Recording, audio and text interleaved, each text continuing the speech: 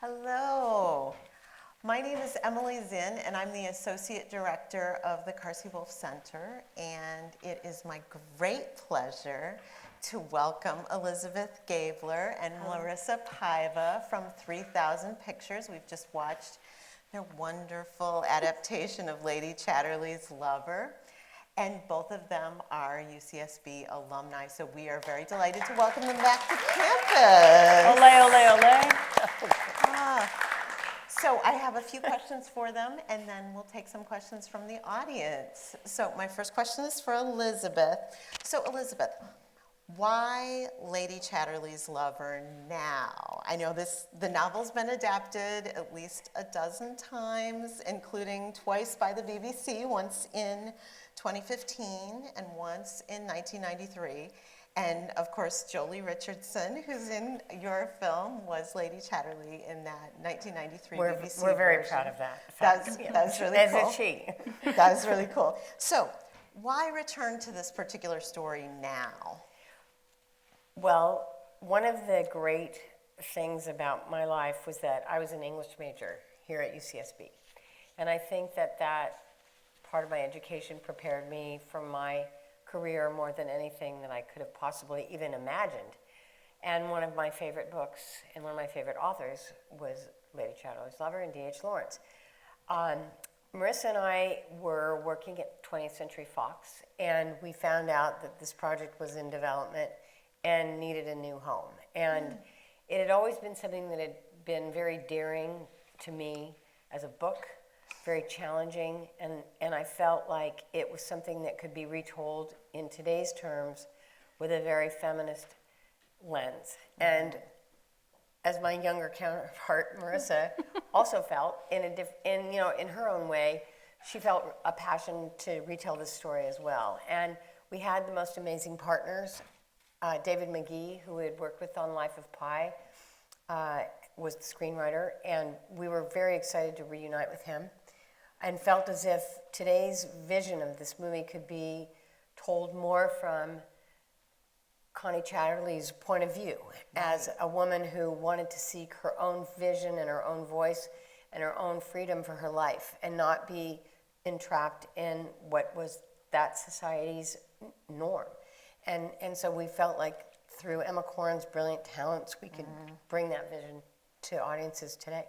Wonderful. Yeah, you have an amazing team on this film. We did. We had a great group of team. people. So, yeah. Okay, well, I'm going to ask you some more detailed questions about those folks. But first, Marisa, I want to back up a little bit and ask if you could talk a little bit more about the work of developing an adaptation of a literary text for film or TV. So what do you, as 3,000 Pictures, how do you describe what you do?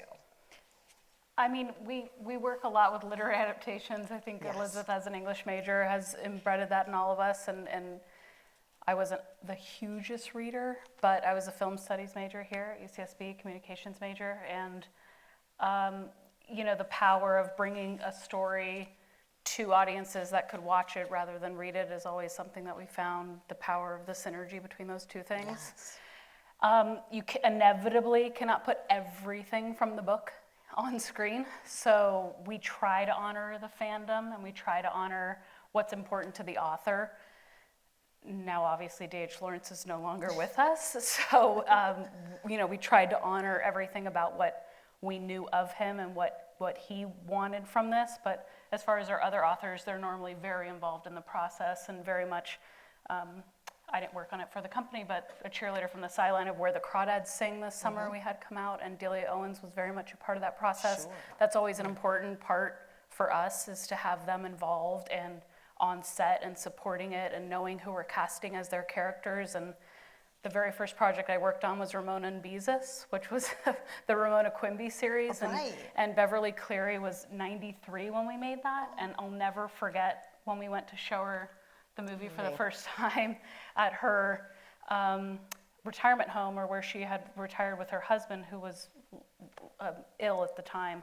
But we did a screening. Carmel. We did a screening in Carmel for her to see it for the first time, and she said, it's one thing that I wrote it in the book, but in my mind, it's what my kids did that inspired what I wrote. And, it's layers for authors. And Right. so you have to honor what the authors, these are their babies, and it's really important to us. And so, but again, it all can't live on the screen. So you have to Right. be a little ruthless at times. So you see yourselves as collaborators in bringing their text to the screen and adapting it in a way For that a new it'll- medium, I mean, Yeah. a lot of our authors have been really understanding about that. It's a new medium. It's different to read it than to see it. And that's sort of a guiding principle for us. Right. That's great. So I'm interested, coming back around to Elizabeth, then you mentioned working with David Magee. So, and I know you'd worked with him before on Life of Pi. So can you talk a little bit about why he was the correct person for this particular project and what vision he helped you put together for it? Well, the project was in development. It had sort of a weird little circular life. It was actually in development at Columbia Pictures when we were at 20th Century Fox. So David was already the writer of the screenplay. But that was one of the things that drew us to the project and obviously to work with him again. We worked on it briefly at Fox, and then when Fox was sold to Disney, we left, went to Sony, and brought the project back with us. So it sort of had its sort of little roundabout life. David is a very skilled author at adaptations. He has done from Finding Neverland, which was the reason that we wanted to work with him, with Ang Lee on Life of Pi, and many of his other work has been a very, very skillful and surgical way of approaching an adaptation. And a lot of times when you see a film that's based on a book, you think it's a literal adaptation of what the book is, but in reality, if you go back and look at the book, there are structural changes. There are very, very judicious edits, as Marisa was just speaking of. And a lot of times there are the challenges of bringing a character's voice that an author can do in prose to life on the screen in dialogue. And so all of those things, he's one of those artists that's really capable of doing that in a brilliant way. So we knew that no matter what we asked him to do, and when we went through every phase of the process of developing the project and into production, that he was going to be right there for us. And he was. So, he still will be one of our very favorite go-to writers. But I'll be clear, knowing him from Life of Pi, he's a dad from New Jersey. Yeah. He did not let his kids watch R-rated movies at the time. In no way did I think he could write the sex scenes as you see depicted here on screen. And those existed in the script with various detail. A lot of detail. And I called him and I said, his wife's name is Pam. I said, has Pam read this? I just knowing him as this loving. This was a different side. It's a very different side of him. He wrote the new version of Mary Poppins. Yes. And Little Mermaid, the new Disney one. So this is not precisely Mary Poppins. It's not Mary what we had Poppins this Returns, evening. no. Oh Yeah. my goodness. But he's agile. Very, that's why you can tell the skill is when you can cross that many genres and do it so skillfully. Yeah. Well, and enter into this very different set of experiences, right? This sort of imaginative projection into, a text that's about female sexuality, and I think he did that. He was also very protective of some of the really strong thematic elements of D.H. Lawrence's novel, like the little flame burning. Were very, very, very strong touchstones for him that were important that we kept within the film. Finding ways to keep Absolutely. Lawrence's language intact. Yes, because the where you needed the it. language in the novel, for those of you who have read it, is very archaic, I would just use that word, and very regional. And we obviously couldn't go that way to make the most accessible film for modern audiences. So it was a combination of trying to keep the essence of what D.H. Lawrence was trying to say and moderate it into a more, I think, familiar language. And I think you were able to retain that a lot with the play with the accents, right? Where Oliver Mellers does all of that, going back and forth between the really broad accent and the more cultivated sounding English, which he does in the book, right? Lawrence plays with that, where Mellers clearly can manipulate the way his accent works. Yeah, for like he'll say different- summit sometimes. And that was scripted, but Jack O'Connell, when he came on, Jack is from Derby in the UK, which is where Mellors is actually from. And it was really important to Jack to represent the working class, the upper class, the transition in between being, an Army lieutenant, that sort of thing. So Jack, that was really important to Jack, and that's all Jack. Because the accent was spot on. That's good to know that really is Yeah. just him doing his own his own version of his regional accent. Obviously, it's for a different era, but His rap gifts to us were all Derby Football Club jerseys, so he made it known that that's where he was from. Wow. Oh, that's great. That's great. Well, I want to shift gears slightly, Marisa, and have you talk to us a little bit more about the visual sensibility of the film. What do you think, your director, Laura Clermont-Tonnerre, and your cinematographer, Benoit Delhomme, brought to the film in terms of the visual sensibility? What was important to you about the way this film is shot? I mean, so much about it is important to both of them, but I guess I could distill it down, have you guys just seen it, is that the difference of Ragby as sort of Connie's prison, and then the freedom that she finds in nature was really important to Laura. And Benoit matched that. He's our DP, which, for those who don't know, designs the shots most typically on set, and then there's a camera operator who does the shots per Benoit. And Benoit decided to operate also. So in the sex scenes, when you see sort of floating camera, that's the handheld that we used all the time. And that's Benoit behind the camera. Operating So he knew himself. exactly where he needed and had that comfort with the actors to be. And that was purposeful that we used the handheld in the Mellors-Connie relationship, that it was more free-flowing, that it was finding itself, that it was in focus, out of focus, and just sort of they're finding their relationship.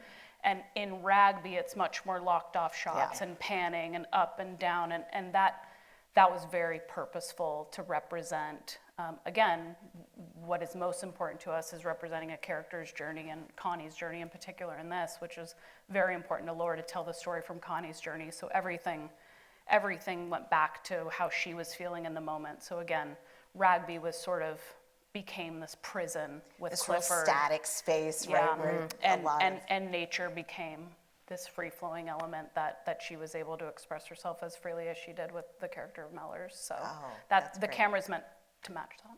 That's wonderful. And let's stay with the what you were talking about with the shots in the forest, because I think you're right to talk about the contrast between Ragby and the forest. But then the other contrast I was really noticing was the contrast between the sort of beauty in nature around Ragby and then the mines and the industrial setting just sort of creeping in. And my favorite moment when that happens is when Connie and Clifford have gone up on that high hill to sort of survey the terrain, and he's talking about, Ragby and the need to carry on, and you just hear that booming from the mines in the background. It's the booming from the mine. Yeah, I mean, that was, again, purposeful. Yeah. You're making a movie about three people, and one person you very quickly want to not be part of it. You're rooting for Mellors, and so you want to be able to make Clifford an aside. And so Laura had this dichotomy between industry and nature. Again, nature was the freedom for Connie.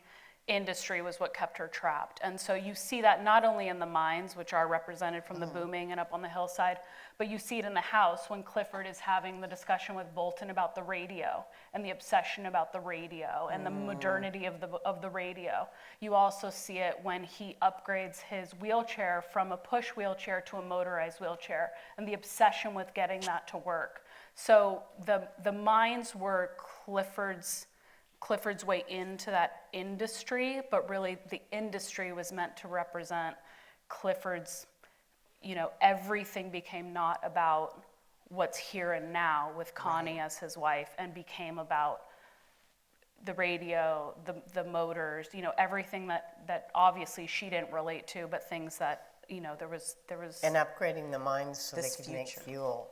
Yeah, so again, that was very purposeful in terms of painting Clifford's character, and that's what Laura was very excited about, was sort of in every scene after it became clear that they were not going to connect at Ragby as husband and wife, that the industry, through the mines, through the radio, through the motors, all came in sequentially.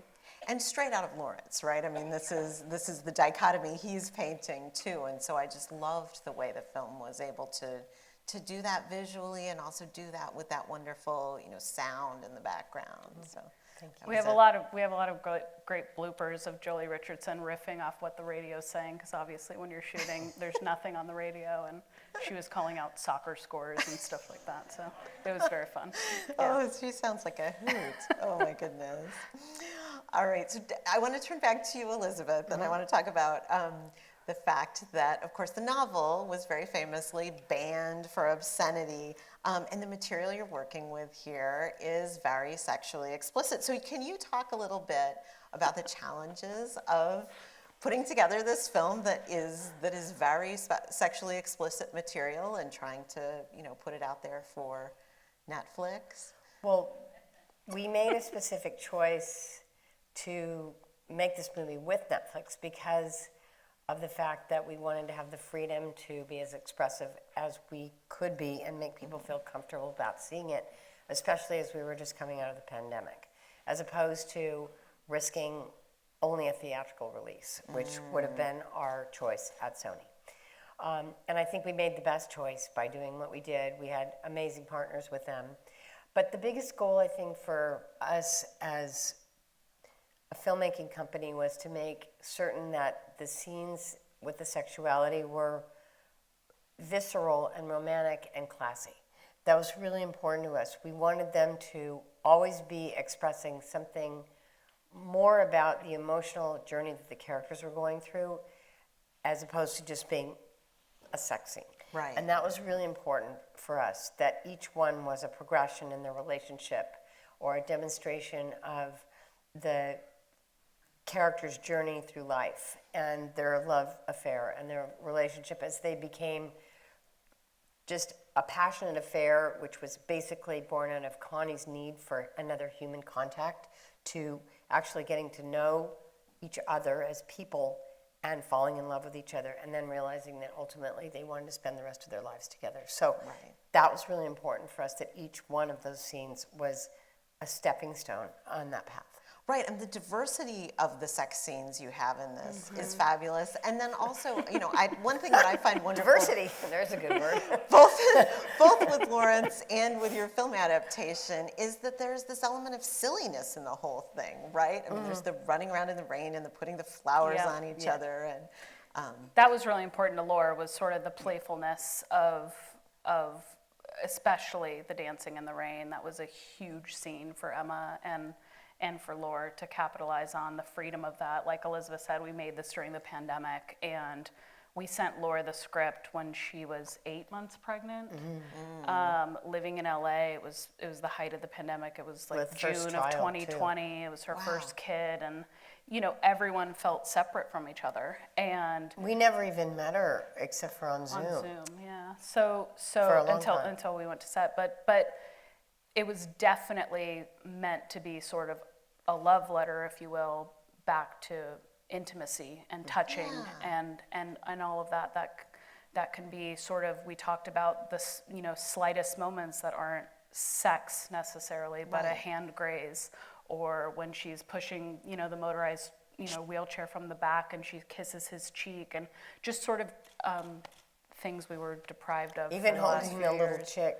Yeah, holding trembling. the chick and trembling. And so we talked about a lot of things about touch, which was definitely influenced by the pandemic and would have been a different version of the movie should we not have all gone through that together. just that everybody was so craving that connection. Absolutely. And I love that. And I just love how the film does portray the playfulness of the relationship, which I think is really... Well, we did a chemistry read, which you normally do with two actors, in a room together between Jack and Emma, and it was over Zoom, which I don't even know why that was a thing, but it was the only way we could do it. Right. And you saw, they recorded, minutes of it to send to us to see, their banter and playfulness with each other, just in communication, and you could tell off the bat they had chemistry. So we could only imagine once they were able to get in a room together what we would get. That it would turn into something wonderful. But we did have to really carefully calibrate what we actually shot to what is in the movie for ratings and things, you know. I mean, there was more than what we have in there now. So it had to be cranked down just a little. There were other versions. We have those saved. Yeah, Marisa was there for all of it. The extended version someday. I saw the We'll see dailies, that. but I was already in California. She was there in England, Wales actually. So I also appreciated that the film sort of nods to the banning of Lady Chatterley's lover by specifically referencing James Joyce. And I wondered, you know, where that came in the process, who was sort of introducing Joyce into the ecosystem. I remember exactly, actually. We give tons of notes on scripts, Right. obviously, and some are larger thematic notes, character notes, and some are super tiny page notes. And that was a page note that David Magee put in a reference to a banned author at the time, and I said, I have no idea who this is. Maybe Elizabeth does because she's an English major. James Joyce? No, it wasn't James Joyce. No. It was someone else. Oh. And I said, I have no idea who this is. So let's not go to the obscure banned author. And I let's said, go can we to- put someone that Marisa Paiva is going to understand? And he said, yeah, I'll look for a replacement. And you know, that we give notes all the time like that. You know, we are the audience, you know. Right. Yes, we're overseeing these movies and giving notes as studio executives with experience in this, but ultimately we are the watchers of this. And so if I'm not going to understand the reference, I would think some other people are not I'm also. gonna go, the average educated person is not going to recognize Well, this. UCSB, Let's- The non-English majors Yeah. at UCSB. Well, I loved adding in the Joyce reference. I think that was really. No, it's actually something that comes up in all the reviews. It says the James Joyce reading Oliver Mellers. They mention that he actually. Yeah. Well, reads. just as another author who's invested in Yeah. thinking about female But they sexuality notice that he and getting reads. banned. Yeah. Yeah. No, I think it. You know, nodding to a history of books being banned for sexually explicit material seems really appropriate here. So. Yeah. Okay. So I also was interested, I was going to direct this question to Elizabeth, but actually either of you can take it. We're talking about that process of adaptation and where you're moving a novel toward what will work on the screen. And so I thought in that light it would be good to talk about the opening, because I love the fact that this opens, you know, the novel itself opens and Clifford is already injured. Whereas this opens with a wedding, and particularly the moment where the fathers are talking about the need to procreate and have an heir for Ragby, and then also that fabulous backdrop where they're standing against a backdrop of Venice. So can you talk a little bit about why open the film there and what it does to it to have it open with a wedding? Dare we discuss budget? Well, that's one reason. But ultimately, that's the only way that you can get a lot of backstory that you a lot of times will read in the course of a novel into the information that the audience starts with to begin with. It's kind of one of the crucial rules of, I guess, adaptations, really, because you've got so much backstory and you've got to let them know where they're starting from, where in a novel you can have a character's thoughts, dramatic descriptions, and a lot of other things that fill a reader in on what's going on in the story, but you can't do that in a film. So to not understand where they were in their lives when they started out, that he was not disabled when they first got married, that the change happened when he went to the war, all that you have to do in a really concise and close period of time. And we didn't want to just have, there were a lot of versions of this where we had like him going off to the war in the trenches, the 1917 version of it, you know, and we didn't really want to repeat that. It had just come out when we were, and was to great critical acclaim and success when we were starting to get ready to make this movie. And so we basically thought, what's a way to do it that we could give the audience context for where the story is starting and where we have to begin to where we can get to in a really Right. fast way. No, I love that. And starting with a happy Connie and Clifford, Yeah. right? I mean, then it gives you this pathos of when And then you meet her everything goes sister, you see her sideways. father, and there was a lot of work done there to try and get that all across in a very short period of Right, time. reference the rationing, reference the need for the air. No, you bang, bang, bang. Yeah, That's- give a sense of the time period. Yeah, that was right. important. And then also creating that lovely sense of closure with the Venice. You know, we get fake Venice at the beginning. I know, And real yeah. Venice at the end, which, you know, Clifford still doesn't go to. So, yeah, I love that. And then I'm also interested in, similarly, the ending. The fact that you end with getting them physically back together, that the novel closes with just a letter. And you never get them physically back together. So, Yeah, the ending is sort of a suggestion that they will be together, which in a movie is just like, so we went for it and we decided David always had a version of them getting together at the end.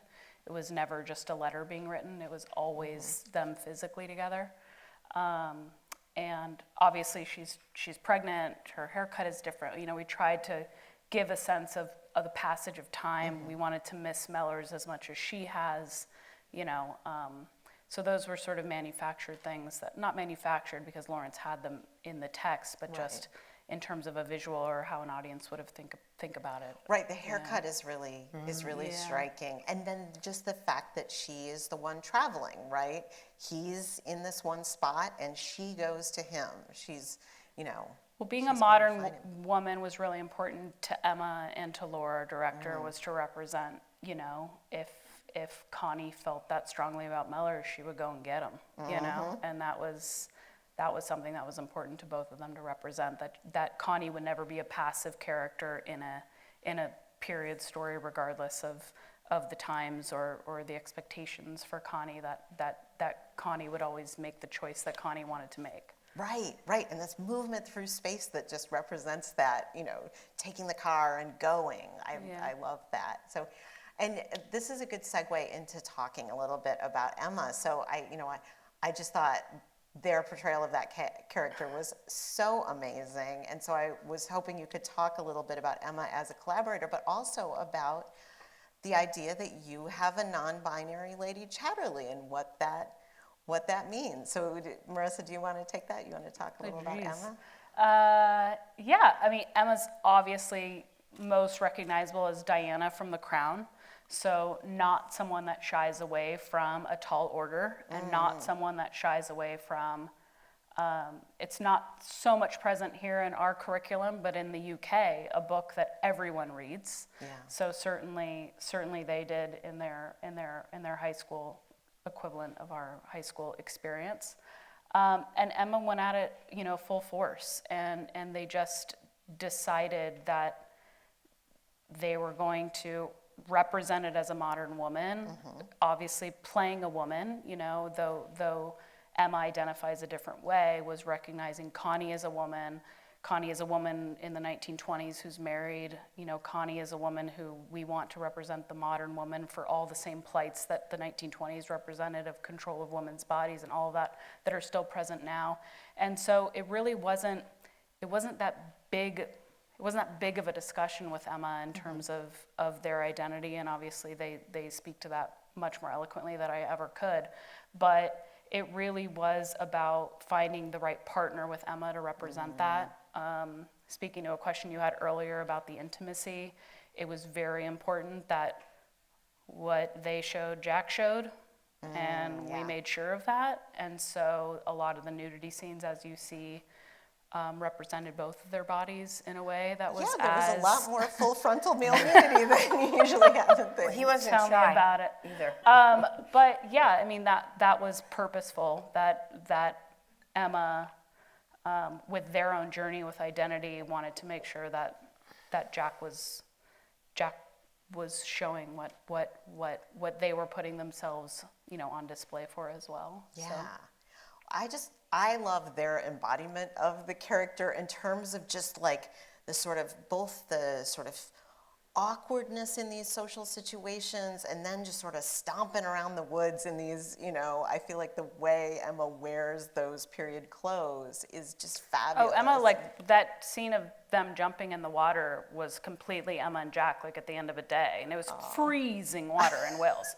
They wanted to jump in and we're like, can we roll cameras on this? Because this is a great, like, cute moment between you guys. So, but that's very much Emma's like find a watering hole and they'll jump in it. Yeah. Yeah. Oh, that's awesome. Yeah. No, this just did seem like a good group of people to work with. Yeah. So, okay, and I'm actually going to stay with you and talk a little bit about being on set, because I understand you were on set both Yep. in Wales and in Venice. And can you talk a little bit about the experience of what you do in your role on set, and then, what it was like being in those two spaces with this film? Yeah, I mean, the role for studio executives in general is to make sure that the filmmaking group, and I don't just mean the filmmaker as the director, but the filmmaking group is being supported both financially and creatively with what we need the movie to be. And what we need the movie to be means both to sell the movie, market it, what we all intended it for it to be, what we all signed off and hoped for it to be. So the role from when we're not on set is to sort of check in with those on set and make sure that that is all happening and everyone's happy and merry-go-round. When you're on set, the role becomes the day-to-day, a location's compromised, an actor may have an issue with a line of dialogue that you need to talk through. I mean, there's a lot more sort of plan of action on the day that becomes a lot different. Immediate fighting fires. Yeah, and in Italy, there was always, I got a guy who could take care of that. So that was always the answer if there was, we shot on the main canal in Venice. Right. It's beautiful. And they shut it down for 7 minutes, in incremental 7 minutes amounts of time. I still don't know how we got it done, but we had a guy named Marco, and anything you asked him, he said, I got a guy who could do that. And I just said, okay, great. So that was sort of, it depends. It's movies are like living, breathing things. And in this instance, because we were shooting in Wales during a pandemic, it was already isolated. We were shooting at the estate you saw in the film, both the house and the surroundings is all the same estate. I thought we'd be cheating Connie's path from the house down to Mellor's hut. In fact, it's exactly the path. You walk down the hill, you cross those stones, and you're at the hut. Oh. So it's all geographically logical. And you're just used to cheating way more things. So many times in the film, like we feel like we know how to go there now after having watched it. Yeah, and sort of, again, thematically, for Benoit, our DP, and for Laure, the going from uphill to downhill was very important in terms of class. It was her leaving this castle, quite the castle ivory tower, if you will, and going down to Mellor's. And so I think that, again, these are living, breathing things. There's an actor that's going to have a note. There's a director. There's a costume designer. There's going to be a costume that breaks. There's going to be a costume that doesn't look right on camera. Mud swamps in the grass. There's living, breathing things about movies that you have to change on the day. That as studio executives, when you're 12 hours away from the action on a different time zone, you're just not getting those things. Those minute-by-minute updates, but you're right there so that you can help sort things out. And again, the Italians did it right. I mean, not a problem. Wales may be more complicated. Well, the Brits.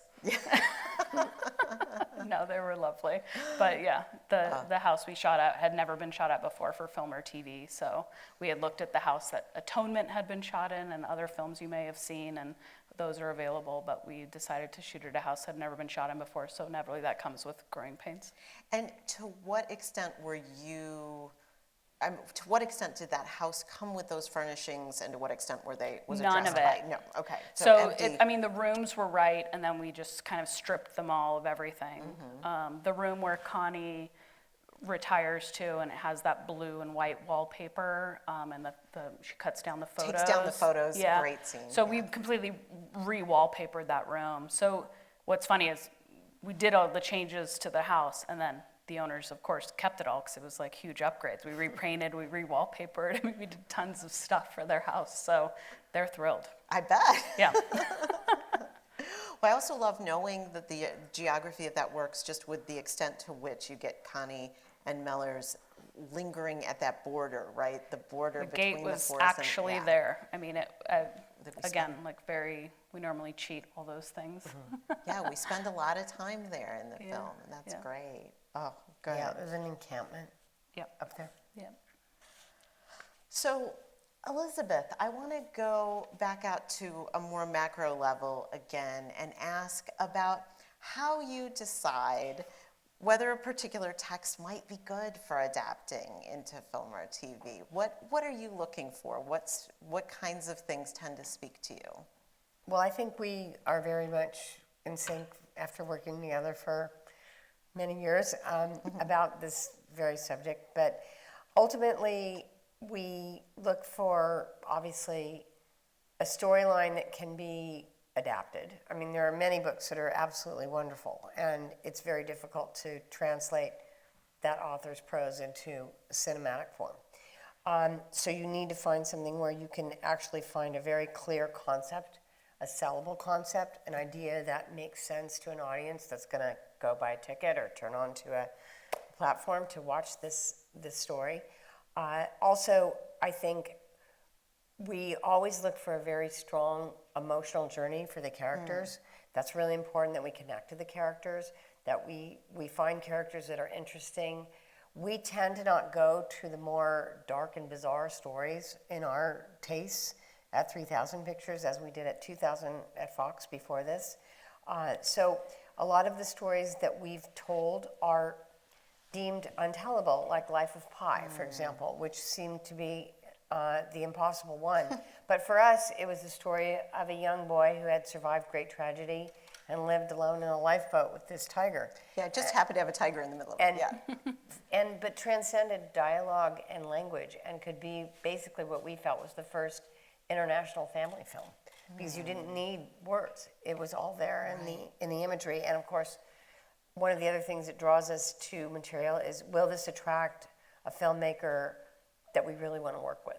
And that has been really our, I think, touchstone, is to work with filmmakers that we believe in and that we are inspired by. And we have been successful in doing that through the years. And so it's filmmakers, actors, composers, everybody, you know, it's just, you just want to bring the best of the best to what you do. Sure. And have a great time doing it and be successful at it. Say also that, you know, having worked for Elizabeth for so long, is that we really only want to put things out in the world that are good and that inspire and that are about sort of the triumph of the human spirit. And, you know, even from the micro, like an Indian boy in a boat with a tiger, I mean, you know, that seems very small, but the message was universal. And the same thing applied to Hidden Figures, the movie we did.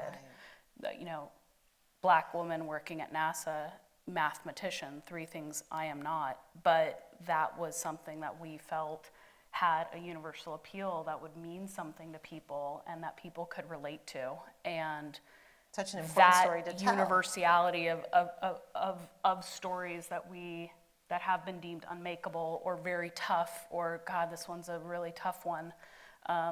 We've always sort of seen the light of where it could touch many more lives than Even Devil Wears Prada, which everybody thinks was so easy, that one was so hard. I mean, here we are all these years later. Every time I turn around, we're celebrating the 5th anniversary, the 10th anniversary, you know, it's just, but it's lived on and it's stayed there. But we bought that as a 50-page partial manuscript with a title, and we didn't even know what the rest of the story was going to be. But the concept, the characters, and the title were so strong that we knew we could figure it out. And yet, at the time, it was a nail biter all the way down to the first weekend that it was released.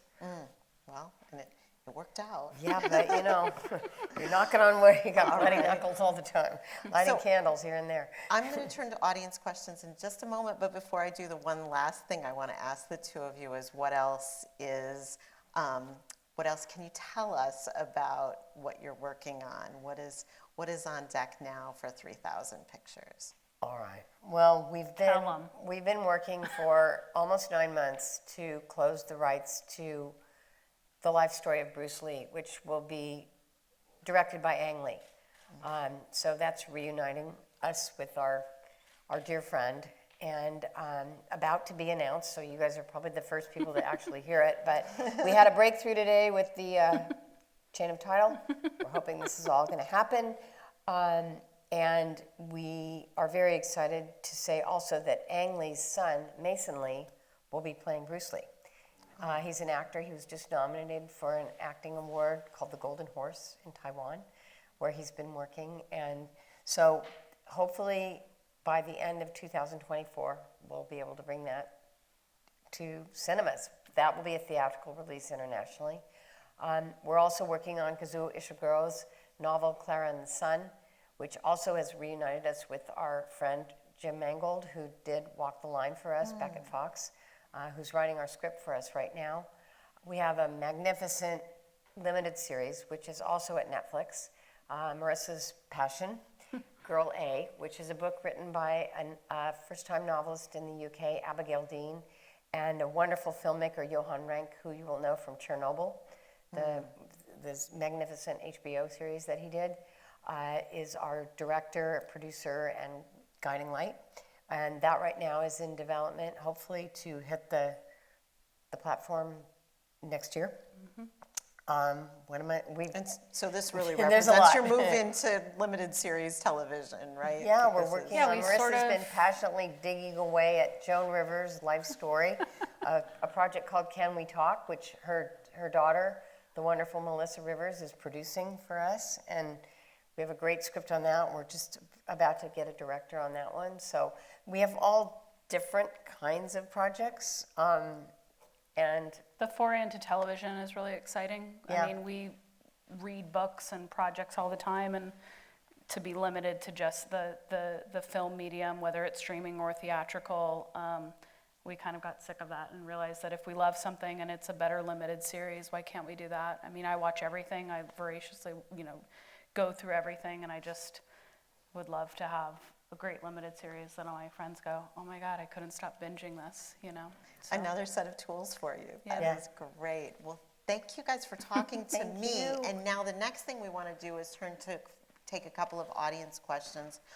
What was something that you wanted to put into the movie from the book, but you couldn't put in the book that you would like to share with us? I can take that one. yes, please. In the book, Connie and Mellors refer to their areas as John Thomas and Lady Jane. And they refer to each other's genitals that way quite a bit. And it's sort of a cute bantery thing with them. And it just didn't work. It's hard. I was wondering about that part. It's really hard not to make that cringy. So that's a D.H. Lawrence classic thing that we wanted to find was kind of in a there for way a to bit of work. It time. was in there sort of in voiceover a little bit.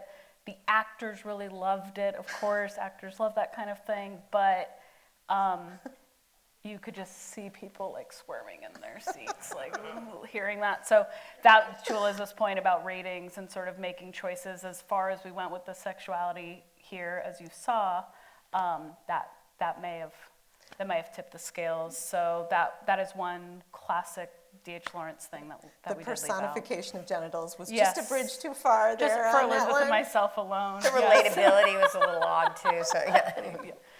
All right. Good question. I'm going to read it off of my phone, sorry.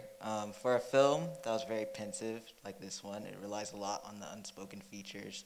I can definitely feel, the Life of Pi touch of non-dialogue to elevate emotion. I felt like that was done fantastically. I found the color choice and the use of color very poetic, especially the reds, the whites, the blues, and the black, just to see the progression of Lady Chatterley in terms of her character arc as well as her mood.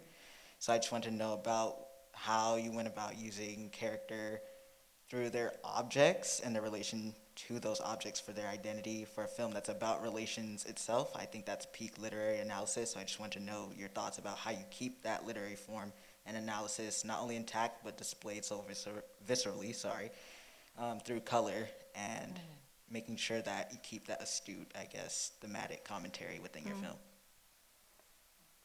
Want me to take that? Yeah, you should, because you know about the blue. Well, from a cinematography standpoint, we've shot everything with a tint of blue, which you probably saw. So the idea was to show a cooling, calming effect to those scenes with Mellors and Connie, and that's where it's most represented, in scenes with the two of them. Stylistically, in terms of, things that the heads of departments did to relate to the character, I would say that Connie's hair, if you notice, is up always at the beginning or when she's with Clifford, and down when she's with Mellors, and becoming more down. It's sort of half up, half down when they're sort of having sex the first couple times, and then it's all the way down and then wet and down. So that is certainly a purposeful choice from the hair and makeup department of representing Connie's emotionality, of those progression of those relationships. The colors she wears from a costume standpoint is very purposeful. She's in that beautiful red dress when she goes to the May Day festival. May Day was the mining town where we got to see other people in the town, and it's sort of black and white. Everyone there is in very muted colors, and she's in a red and meant to stand out and meant to be awkward. And she says that to Mrs. Flint when she meets her, and says, I don't really relate to anyone in this town. I feel like an outsider, and she's meant to. It's purposeful that she's in that bright red. So the heads of departments were all very aligned, from the cinematography to hair and makeup to costumes, of making sure that we're representing all of the characters. Like I mentioned before about Clifford with his radio and with the motorized wheelchair, those objects, as you asked about, certainly represented his progression and his devolve into the industry versus his marriage. Thank you very much. Thank you. Thank you for coming. Thank you all. Thank you for coming.